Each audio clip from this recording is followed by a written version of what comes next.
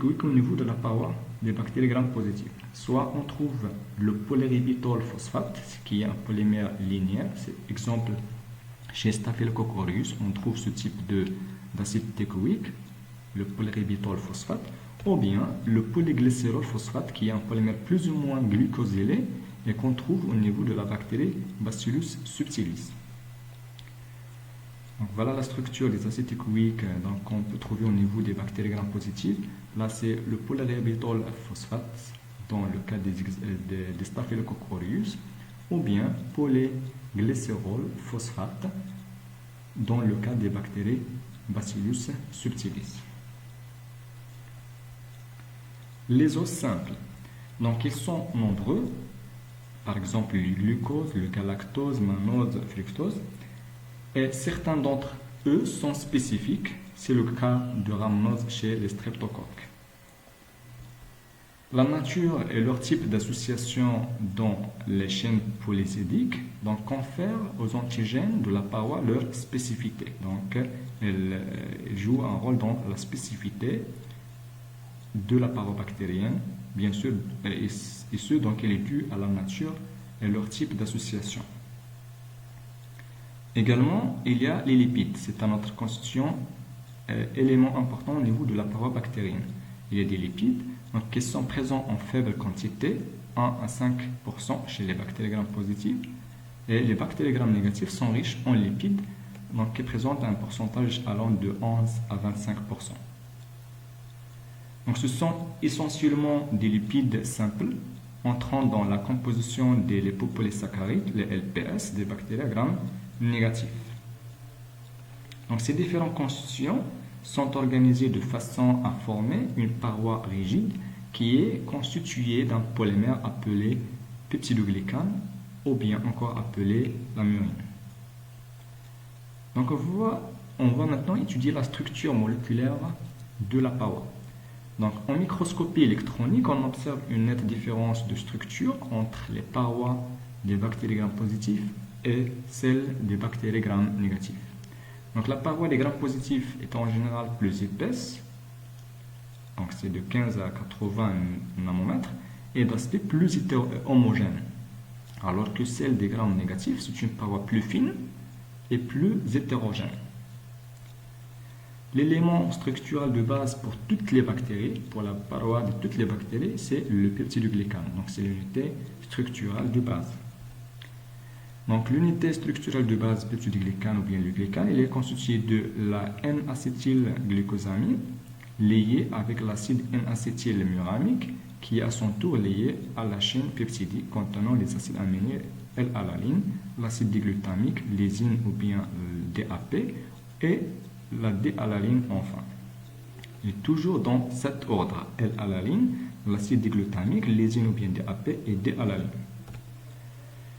Là, c'est la structure en réseau de peptidoglycane, toujours qui est constituée de la N-acétylglucosamine liée avec l'acide N-acétylmuramique, avec la liaison β1,4. Et voilà donc la chaîne peptidique contenant les acides aminés. Et là, la liaison interpeptidique donc entre les deux glycanes pour former cette structure de réseau. Donc cette structure de réseau de polymère peptidoglycane qui donne à la cellule sa rigidité est caractérisée par les points suivants. Donc, il est caractérisé par la présence des liaisons β1,4 entre l'acide N-acétylmuramique et la N-acétylglucosamine. Par l'ordre invariable, c'est toujours l'ordre stable des acides aminés qui forment le tétrapeptide. La liaison bêta-glucosidique qui est unie chez les gram-positifs, l'acide teichoïque au résidu N-acétylglucosamine, et le pontage entre la D-alaline d'un tétrapeptide et la lysine ou bien le DAP d'un tétrapeptide voisin. Donc voilà la structure de réseau de peptidoglycane. Donc la N-acétylglucosamine liée avec l'acide N-acétylmuramique par la liaison β1,4 et la chaîne peptidique elle est liée par un pont interpeptidique entre le D-alaline et L-lysine de la chaîne peptidique voisin.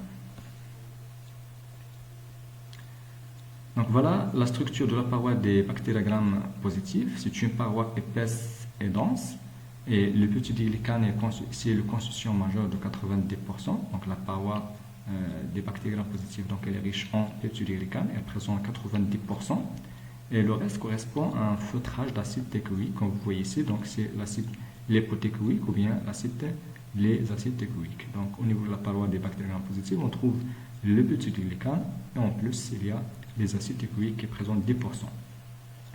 Donc les acides teichoïques sont connectés au peptidoglycane et aux lipides de la membrane plasmique, ou bien ce qu'on appelle donc les acides lipoteichoïques.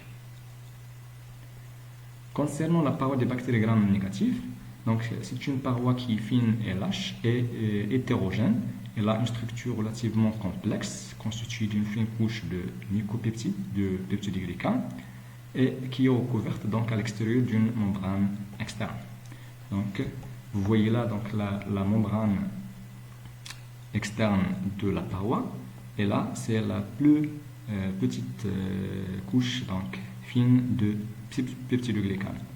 Et vous voyez donc également la présence de l'espace périplasmique. Donc cette paroi elle est séparée de la membrane cytoplasmique par un espace dit espace périplasmique. Et également donc, au niveau de la membrane externe, on trouve des différents types de protéines qu'on va voir tout à l'heure.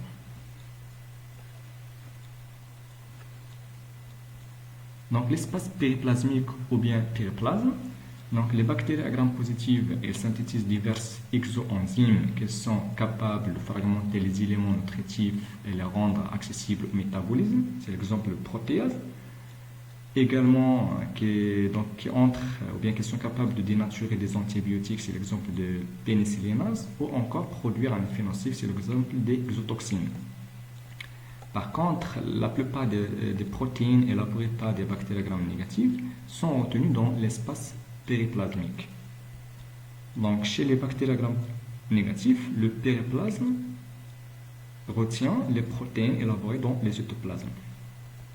Et ces protéines jouent un rôle dans la dégradation bien sûr des molécules venant de l'extérieur, c'est le cas des nucléases, les phosphatases et antibiotiques, et dans le transport de certaines substances nutritives vers l'intérieur de la cellule, c'est le cas d'exemple des protéines de liaison, bien ce qu'on appelle binding protein.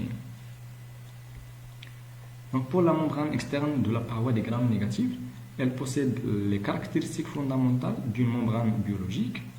Et comme la membrane cytoplasmique, c'est une mosaïque fluide contenant un lot de protéines spécifiques qui sont enchâssées dans la matrice phospholipidique. Donc parmi celles-ci, parmi ces protéines, on distingue les protéines majeures qui représentent 70% des protéines de la membrane externe et qui sont regroupées pour former ce qu'on appelle des pores porines. Donc elles jouent un rôle dans le transport. Donc elles traversent toute la membrane externe et sont fortement liées au peptidoglycane. Ce type de protéines majeures joue un rôle dans le transport sans spécificité des petites molécules de faible poids moléculaire. Également, on peut trouver des protéines mineures. Ce sont des protéines qui assurent le transport spécifique de molécules qui sont incapables de passer à travers les porines, à travers des protéines majeures. L'exemple de la vitamine B12, les nucléosides, ou bien les oligosaccharides comme le maltose.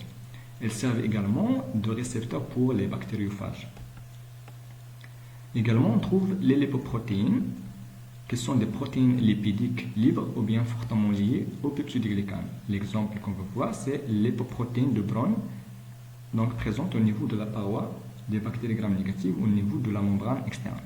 Elle assure la liaison entre la membrane externe et le peptidoglycane et confère donc une certaine solidité à l'ensemble.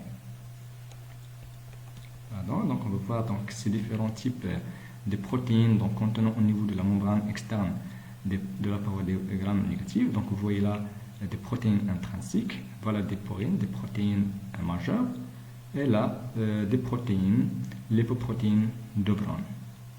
Donc qui assurent la liaison entre la membrane externe et le peptidoglycane. Également donc les lipopolysaccharides. Donc ce sont les lipopolysaccharides ou bien ce qu'on appelle les endotoxines.